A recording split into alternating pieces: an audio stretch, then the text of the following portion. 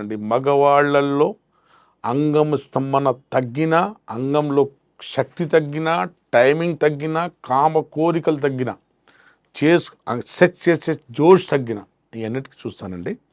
ఇవాళ ప్రాక్టీస్ వచ్చేసి diabetic erectile dysfunction, sugar ఉన్న వాళ్ళల్లో అంగస్తంభన సమస్య ఎందుకు వస్తుంది?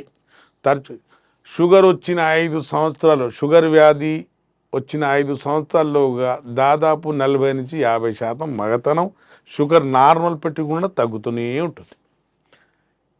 అదే 10 సంవత్సరాలు దాటిందనుకోండి, మన శరీరంలో షుగర్ వచ్చేసి వ్యాధి వచ్చేసి దాదాపు 80-90% మగతనం తగ్గొచ్చు.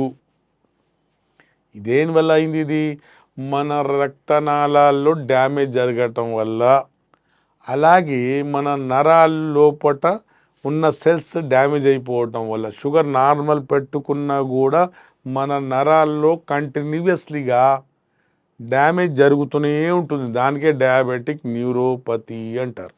విన్నారు కదండి. షుగర్ నార్మల్ పెట్టుకున్నా కూడా నరాలు పాడవుతూనే ఉంటాయి కాబట్టి అంగం ఇలా లేచి నిలవడం కష్టంగా ఉంటుంది.